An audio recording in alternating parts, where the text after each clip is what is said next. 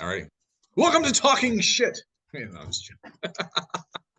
Martin and Constantine. yeah, Constantine and Martin. Constantine Martin. That's right. So, what are we talking about today? You picked the topic. So, Today is America lost? So this comes from an article that came through, found on the New York Post, but it's been in a couple of other places wherever it came from originally. The New York Post: South Carolina Children's Choir stopped by Capitol Police while singing national anthem. Allegedly, the story goes that a children's choir in America's capital, singing the American national anthem in the American National Capitol building, was stopped because it might offend someone. That's according to the, I think, choir conductor. man, Um, that Fox article. well, New York Post, which I think is You're right wing. Basically, the a way right wing about the New York Times, Nazi Trumpist website. I mean, it's pretty much leftist woke or Nazi Trump. It's pretty much where we are at politics wise. It's either a racist website or it's woke. Yeah. But yeah, so video footage showing a South Carolina-based children's choir being stopped by a Capitol Police officer from singing the national anthem in the U.S. Capitol has gone viral. Said singers were stopped because of so Capitol Police later said singers were stopped because of a miscommunication. Apparently they didn't have approval. The choir director, David Rasbach, and another choir leader said the visit was approved by the Office of House Speaker, and that he was stopped. So the video shows the children being stopped. Blah blah blah blah blah. They weren't the kids weren't like spear tackled by the police and taken down. Unfortunately, no. That would have been much better footage. But the video here is quite a nice choir. They've got quite nice voices. So it's not like my high school choir or which was high school, primary school. Doesn't really matter. They would have both been shit. Yeah, it was especially shit. Very shit. Imagine these guys kids would have been trained, like it would have been actual trained choir, like properly trained. For school kids, these are good. This was a nice choir. They're singing nicely, and then you see the officer come in, and I don't know if you want to insert a cut of the video footage or something like that. I'll put a link to the article in the. Are we able to do that in the Teams? Can I? I'll start a new post. There we go. And do that. If I hit that, maybe we can link up or something like that. You can edit this bit out of the. There we go. South Carolina Children's Choir stop. There you go. You can read that. Yeah. So no, the question that I had, or the thought that brought up was, because you and I have spoken about the collapse of the United States along a similar vein of the Roman Empire. And I think the question I asked to you is, what is the date the Roman Empire collapsed? And it's like, well, there isn't really one. It's just kind of a vague trailing off over time. And if you look at it, like Rome's been around. You could point to 476 because that was the last. Romulus Augustulus was the last. Roman emperor. Because after that, pretty much, I think it's Odoacer takes over. Rome and Italy becomes sort of like a neo or a Gothic kingdom, and it's not really so maybe 476 point two, but you're right, it's a gradual decline, and seeing a lot of that in America, particularly. Well, I mean, it's mostly leftist states, isn't it? California, New York, where people are. Was it New York? No, Portland, Oregon. Sorry, that's what I was going for. Where you've got these sort of, I suppose you can only call them leftist Democrats now. States that have been Democrat through and through, I think, for the last 50 years at least. Certainly the case in California. And what you could even say, it's not even Democrat states; it's more like even just Democrat areas inside of, like, because I think if you go outside of Portland or Seattle, it's pretty red. So it's almost isn't that is Portland's in Oregon. Isn't Oregon the Yeah. one that they want to split and join a Yeah, there was neighboring? I think about a year or a couple of years ago. It's pretty recent that there was like this idea of like a lot of counties in Oregon and I think some counties in northeastern California wanted to join with Idaho and create this. Greater Idaho movement. Yeah. Now, I don't know what happened with that. That seemed to kind of fizzled out, but there was talk of, actually making that happen or potentially looking at that, which they should do, because why not? I mean, if you've got red counties that are run by a blue state, like a blue state government, then yeah, why would you want to take orders from Portland when you could just simply turn around and say, fuck you, we don't want to pay, we're not going to take your orders, we'll just separate and join Idaho, which is a red state. So this is what they should do, but I don't know why it hasn't had traction. Why do you think they should do that? Why they should do that? Well, because they shouldn't be paying taxes to a state government that's not supporting their best interests. They're allowing criminality in Portland, and they're allowing open drug use. And you can't run a business in Portland because someone's going to come and steal all your shit. or San Francisco, or yeah, I don't know what the rest of California is like. Pretty much like Seattle or inner Seattle, Portland, San Francisco, LA. And they're all in the same area, aren't they? Sort of on the they're all on the West Coast. West Coast? Spaced out, but I mean, I don't really hear anything coming out of San Diego or Anaheim. San Diego is it's not the biggest city in California, but it's fairly populous, but I don't hear anything coming out from there. But I think San Diego, I don't know too much about it, but I get the sense that it's a sort of more of a right-wing city because they've got the military base there. The Marines have a base there. Okay, so military bases help protect cities just by having people who vote.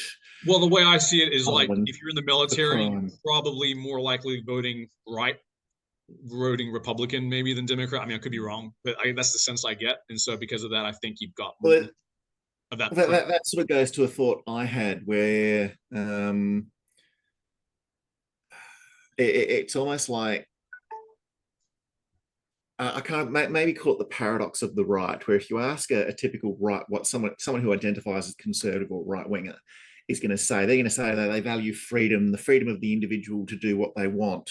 And it's sort of more the left who are, we need to stop guns, and we need to have all these laws. But when you look at the actual implementation of, and this is, I think, the hypocrisy on both sides of politics, where if you actually look at the implementation, I'd make the argument that the political left are much more laissez-faire, let you do what you want, because they're letting people shit in the street, shoot up drugs, tweak out as much as they want. But then they just give them free food and encourage it, and you get more and more. I was reading something the other day where the homeless population of one of the cities in that we've mentioned is like 3 times that of the population of some state or something like that. I can't remember what it was.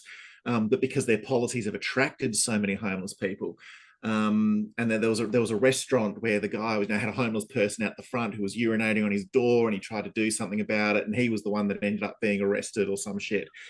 Something weird went there where he wasn't allowed to stop or manhandle this guy or whatever who was urinating on his door. And of course, now you don't want to go into a restaurant where someone's fucking shitting out the front.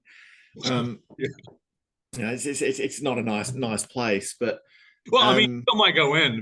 I mean, the restaurant might be nice. It's just like you might just be like, you might think twice about maybe going. Well, this is this, and I've been seeing YouTube footage of people walking just down the streets of San Francisco, these sort of cities where you just see homeless tents everywhere.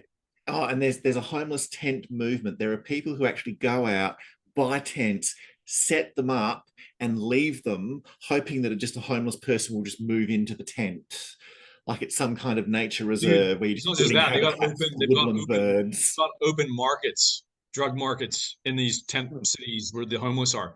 I mean, I'm jealous because if I try to do that here, I'll be like freaking arrested. They'll be like, "Where's your permit?" Maybe I should. We still have law and order. We still have that, and that's what I find interesting, that it's not. I do see some of this happening in Europe. I know with, of course, France, Germany, Paris has a Germany and Sweden. I think, particularly, like Sweden has gone from a city where, a country where crime was almost non-existent to there are shootings and grenades being thrown and all sorts of shit happening. And Germany's now starting to get a lot of that with just the open door policy on migrants. Turns out you bring a whole bunch of uneducated people into a country and don't take any measures to educate them, you get problems. You just import the problems they bring with them. That's right.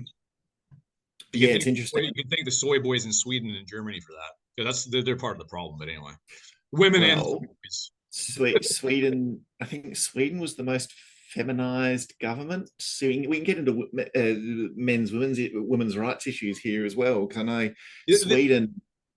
Sweden had more. I think Sweden had more women in parliament than any other country. They were so wonderful and feminized, and yeah, it's so disappointing to think that countries like Sweden and Norway and Finland, home of the Vikings, the adventurous Vikings who went out and pillaged and built kingdoms in the Crusader states, are like the most cucked countries now. They made France. What happened to the Viking warrior spirit? Someone tell me, like, what happened? Well, this is the thing that I think, right? And I think it's cyclical. So the argument with progressive politics is that we are on a trend line to, you don't want to be on the wrong side of history, that there's that we are always moving towards a more and more progressive, more tolerant society. And going back to the collapse of Rome, there were trans emperors. I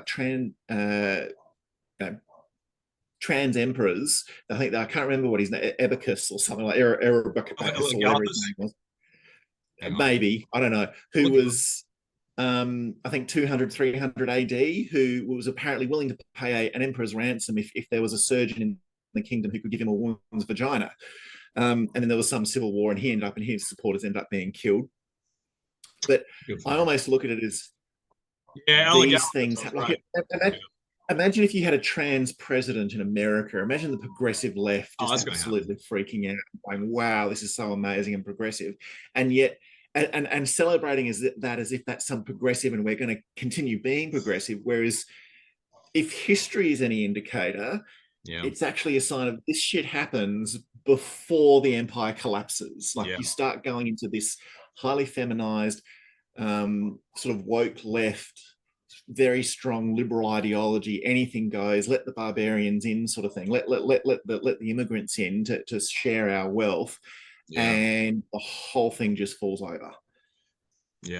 Well, I mean, like, the first thing I'll say is Michelle Obama.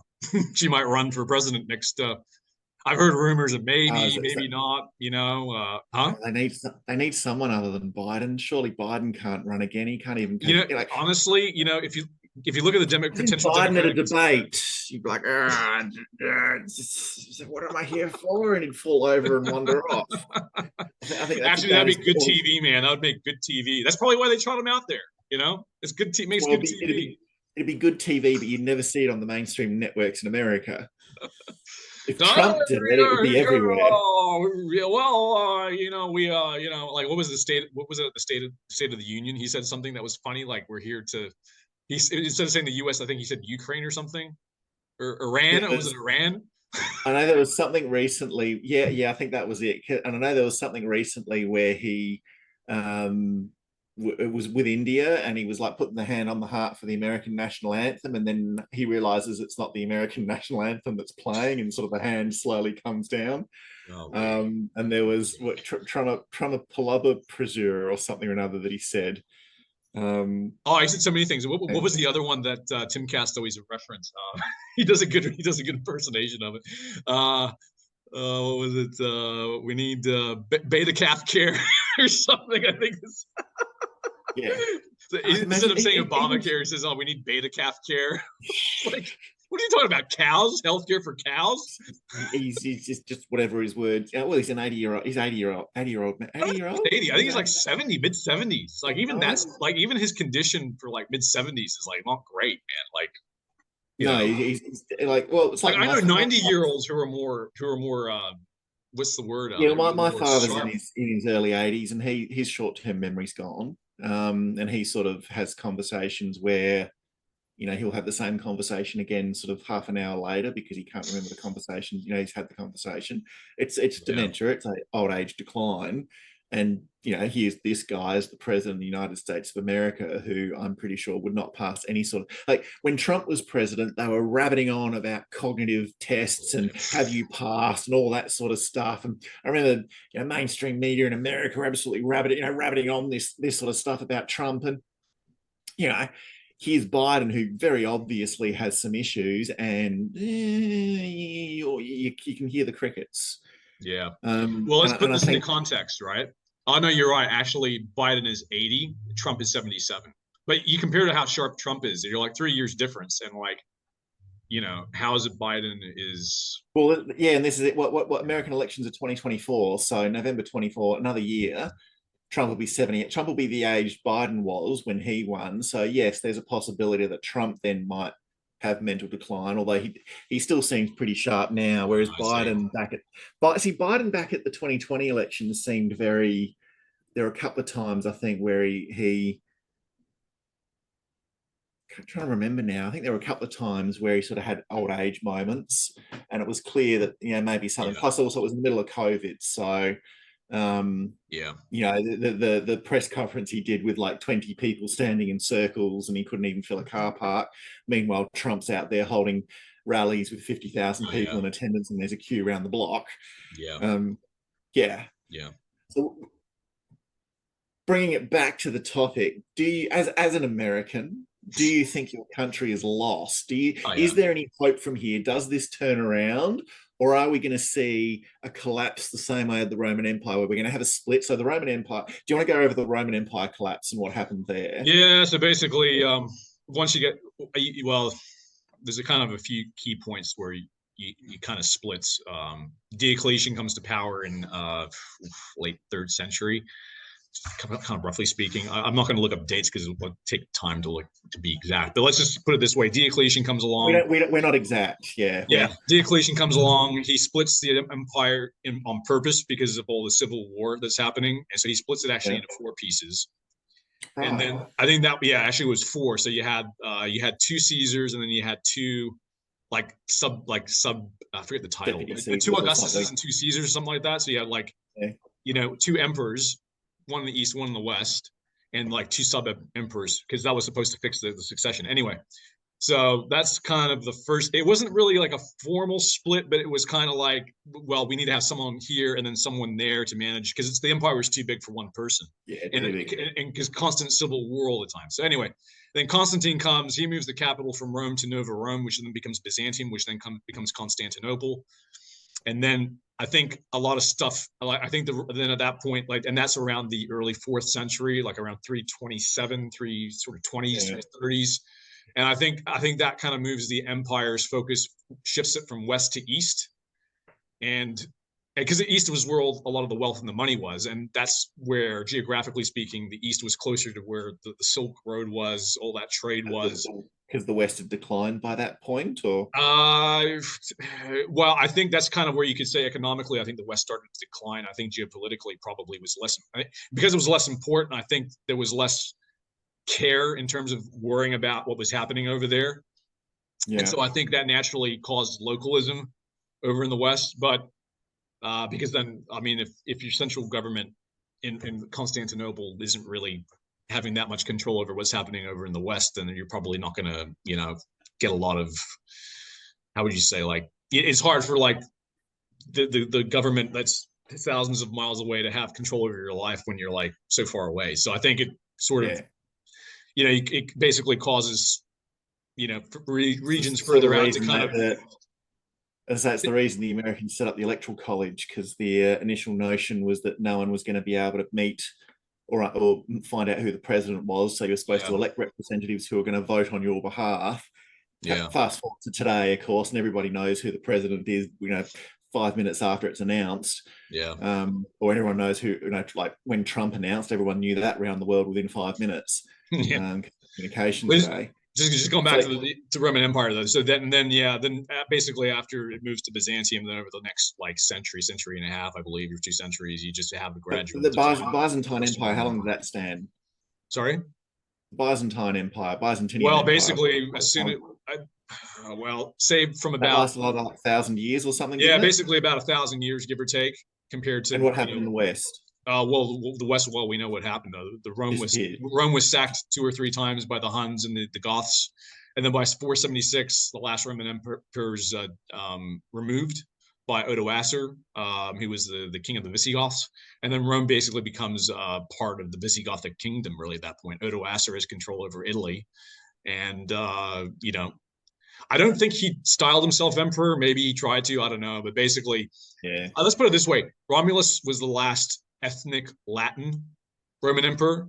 So I would say 476 sort of is pretty much the end. Although at that point, like, So then I think the Western Roman Empire at that point was already fractured, and you had like Ravenna was like I think all these regions around the West, like France, I think was already sort of somewhat, and Gaul was already sort of somewhat falling into self-governing. city states or smaller Yeah. division. But in terms of an actual emperor or, administrator with the title of emperor, yeah, that's pretty much 476, I would say, pretty much. So do you think Yeah. the same thing is going to happen or a similar thing I is don't- going to happen in America? It'll be similar. I think it'll be similar because they're both, America and Rome were both republics, but I don't think it'll be in the same sort of way. Like, I think America's split, but I think America will largely stay intact because if you think about it, like America seems to be more red states than blue states, number one, and even in the blue states you have a lot of red counties. So really, I think the blue population is very much city focused, isn't it? Yeah, that's right. So I think and with all the leaving people those cities. Sorry. And people are leaving those, like the very strong blue cities. People are leaving them. California, I think net million lost population. Yeah, everybody's fucking off out of California because it's not livable, and so I don't think you'll so much maybe see a breakup of the country. Maybe I think it'll be more like the blue cities will just. One thing to keep in mind, I think I've been thinking about this is I think that the reason why I think they're purposely destroying these blue cities because what they want to do is reduce basically lower the cost of the land value so that you can buy it up pennies on the dollar. And then you know what you can do after that? You can build your 15-minute cities off that. The Great Reset. And who is pushing the Great Reset? Democrats. So this whole to empty the cities and start again. That's right. That's why I think that's what the agenda is. Huh? Build the glorious utopia. Exactly. So I actually think that's partly why they're deliberately just deliberately destroying Portland, Seattle, San Francisco. I've got another theory behind that. Or it's the Chinese. That's partly that's part of the theory because my other theory was the Chinese are actually deliberately doing it so they can go and buy up deliberately undermining America politically because it's going to weaken America, which means China can move on Taiwan, and then America won't be able to respond because all their bloody aircraft carrier admirals will be trans and worried about their cocks instead of worried about whether they've got forces capable of defending the country. Because actually on that point there was I should try and find it and send you the link. There was a YouTube, it's always a YouTube video. There was a YouTube video I was seeing the other day about Pelosi, Newsom, I can't remember the other two, but there are like 4 families that have pretty much controlled politics in California for the last 50 years, and they're all related. Like they're all like Nancy Pelosi married some other Pelosi, and she's therefore the sister or the nephew or the niece or whatever it is, and basically saying these people are all related, and they all trace back to some drug criminals back in the 50s or 60s or something like that. Some guy who was I think a Pelosi, Alexander Pelosi, maybe, I can't remember. And I'm not going to research it. And I don't know how, I didn't bother. It was just an interesting YouTube video. I don't know how true it is. I should fact check it. But yeah, there's this argument made that basically these 4 families have kept pretty much everything in politics in California has been managed by these 4 families and pretty much traces back to organized crime and drug running. And when you look at, well, they've gone very open on drugs, allowing drugs, people, openly shooting up drugs in the street. They've pretty much decriminalized a lot of drugs, which is great if you're a drug supplier. So you're making millions. There's got to be some guys making billions out of California's drug market, surely. If you got control of that and the criminal element, then great. Plus, Yeah. the immigrants are pretty much, well, they're your mules for getting the drugs in, so that's great. You always need some immigrants to somebody who's willing to cross the border with. You can't afford it, so here you carry this packet over the border as well, and that'll be your payment for, or part payment for your travel for us getting you into the country. And pretty much it's all just being run by people who don't have a vested interest in. This goes back, I think, to collapse, where you get to a point in a society where the people, like you look at someone like George Washington, there would have been a point where he went, I'm doing this for the good of the country, for the good of, my fellow man. Whereas today you get politicians who are either doing it for the ego boost, which I think is a little bit of Trump, doing it because, well, there's actually I've heard a rumor that Trump could have been an FBI agent, so hence why he might be patriotic, why there might be a reason why he's actually what do you mean could have been in it? Sorry? What do you mean could have been an FBI? I remember hearing some time ago that someone, I forget which podcast it was or who it was, but there was this idea that someone had said that they thought, or so there was some research that, or something that suggests that Trump could have actually been working as a FBI informant, not exactly like an agent, like a paid agent, but he was like acting as working with the FBI, which would explain why he was hanging out with Jeffrey Epstein, maybe. So anyway, sorry, go ahead. You were saying the whole Epstein case. That's another show for another day. Yeah. But no, I was sort of thinking that when empires collapse, you tend to get leaders who, and this goes to, I think, the fourth turning is where I read this. You get people who are not in it for altruistic reasons. They're not in it to, I'm going to become the president of America because America's got problems that I want to fix, which I think is a bit of Trump's argument. I think there's a bit of ego in there as well. But you get people who, I'm going to be president because I can milk this puppy dry. And I think that's where Biden, particularly what's happened this week. So do you know the submarine that sunk this week? Yeah. Have you heard that the Americans knew about it on Sunday, that it had sunk? Did I? So the American Coast Guard knew. Yeah. So on Sunday, when this thing went missing, and the media story was, these poor people are probably still alive. They've got 96 hours left. We need to mobilize. The American Coast Guard had already been informed, apparently, by the military, US military, that sonar detection or hydrophonic, whatever it is, sound equipment in the ocean had picked up what sounded like an implosion of a submarine, like an explosion of a sub. Underwater in the region of the Titanic wreck. So they had strong evidence that it's imploded and they're not alive on Sunday afternoon. They pushed out. Then there was, do you remember this week when there was the leak of the knocking, the tapping sounds that they heard? No, I haven't really been watching. I haven't really been paying attention at all, have you? God, not on this story because it doesn't really interest me. It's just like a couple people went down. Yeah, so it turns out this story has been that the Biden administration apparently leaked the tapping. So there was basically, when this sub went missing, the whole push to the media was, they've got 96 hours of oxygen left, we want to save it. Biden administration came out, we're mobilizing to make, to try and save these people, right? Even though they had evidence that the thing had sunk. Yeah. James Cameron, director of the movie Titanic with his own bloody submarine, had been told by his inner circle that, yes, we've heard the implosion. They're not alive. They're dead, because he's got a submarine that can reach those depths, basically. But they kept pushing the media. Apparently, the Biden administration. So the argument that's coming out, or what's coming out, is apparently the Biden administration has been pushing that, these people are alive to distract from the fact that Hunter Biden this week, audio recordings have come out with him apparently sitting down saying, I've got the big man, the president of the United States, Joe Biden, sitting with me, or the vice president, I think he was at the time, doing deals on the phone and saying, if you don't do this deal, we're going to send everything we've got after you. It's going to be bad for you, all that sort of shit. And the argument's being made that the Biden administration pushed the sub story in order to distract from that, which again goes back to corruption and people who are in it. Like, if that's true, and having seen some of the Biden stuff, I have questioned. Like, I have a sense that it might be true. Like, Biden's not there because he wants to save America. If you look at his political career history, he's flip-flopped on everything.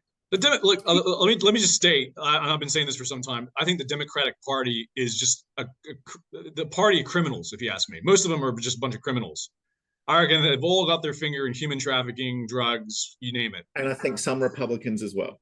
Yeah, Or some. Republicans Yeah, some. as well. Well, And I think that's why everyone hates Trump, because here comes a guy who's outside of the, like, imagine, like, if we go down this hypothetical rabbit hole, right? Let's say Joe Biden is corrupt, the president of the United States is corrupt, you've got corrupt senators and all that sort of stuff in the Democrat and the Republican Party. They're all grifting each other, they're all doing deals, and you can get $10 million if we do this deal or that deal. They're all doing that sort of shit, right?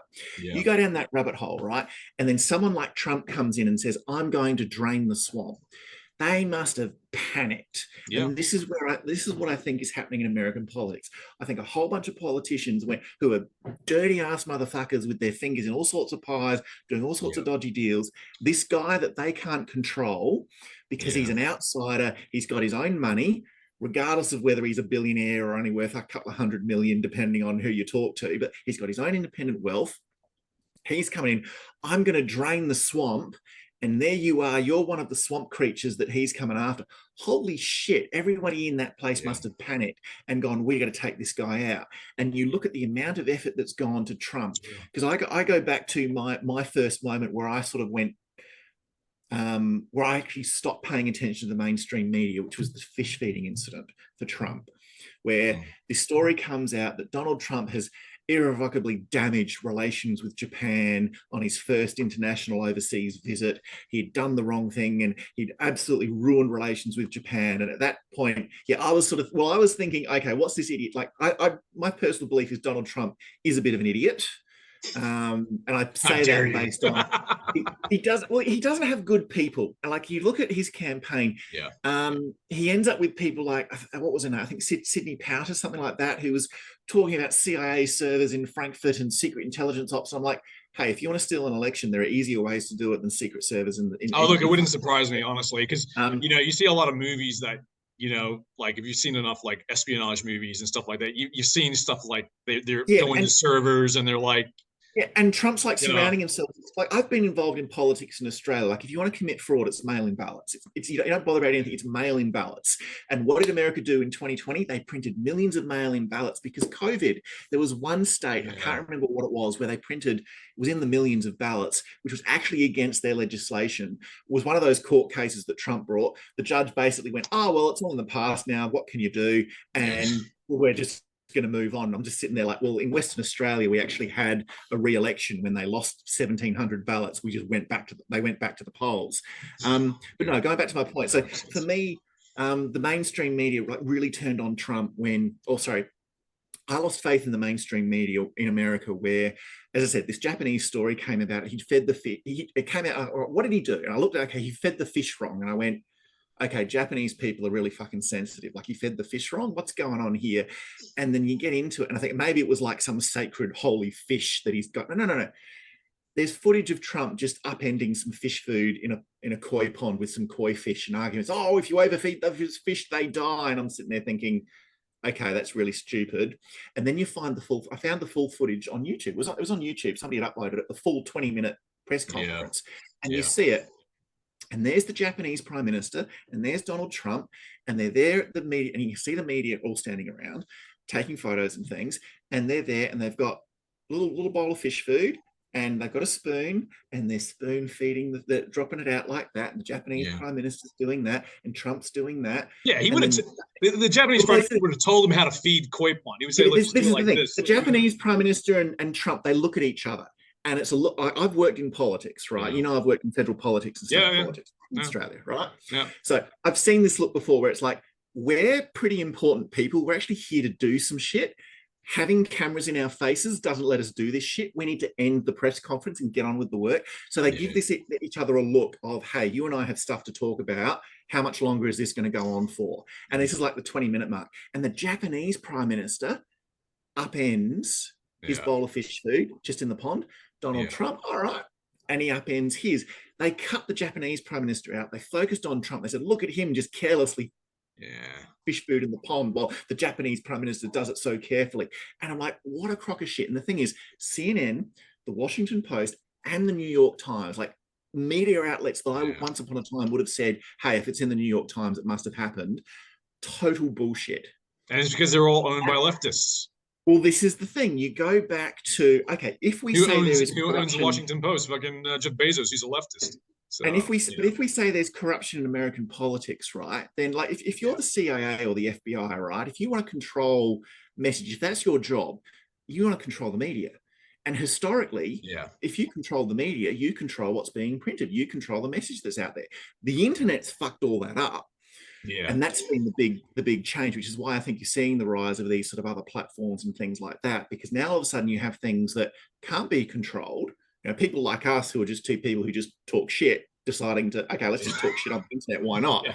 You know, who are coming out then saying, hey, we don't actually believe the narrative. This is kind of bullshit. This is seriously sus.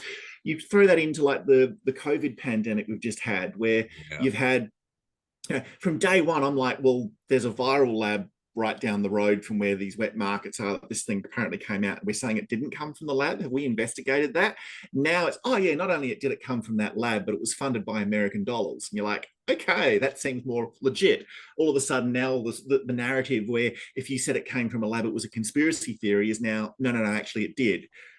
And it's like that sort of shit's happening. But no, I think if you go down the rabbit hole of trying to finish off my original point of this, the American government is corrupt, then basically you've got to say the FBI and the Department of Justice, like all your three-letter agencies must have been controlled and corrupt as well. Yeah. And then they've gotten into the media, which means we are looking at, like if that's true, or at least we are looking at something's going to snap.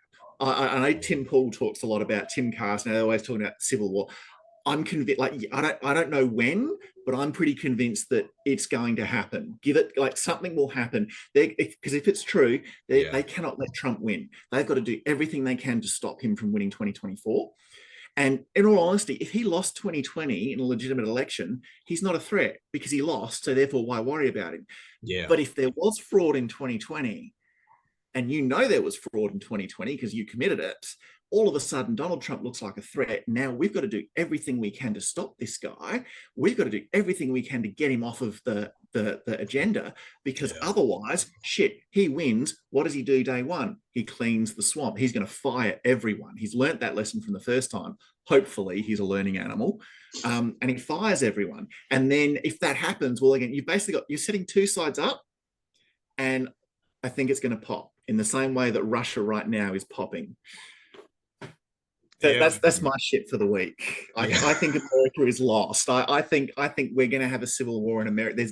Something's going to happen, and shit's going to hit the fan, and it's going to get violent. Yeah, I don't think it'll be a shooting war. I think it'll just be a case of like people will just most people will just move to red states, and the blue state tax base will just decline, and then the Fed will have. I could see red states saying, "Fucking, we're not going to pay the federal. We're just not going to pay our taxes to the federal government." What's the federal government going to do? Try and invade? Which would be a split. Yeah, which would be a split.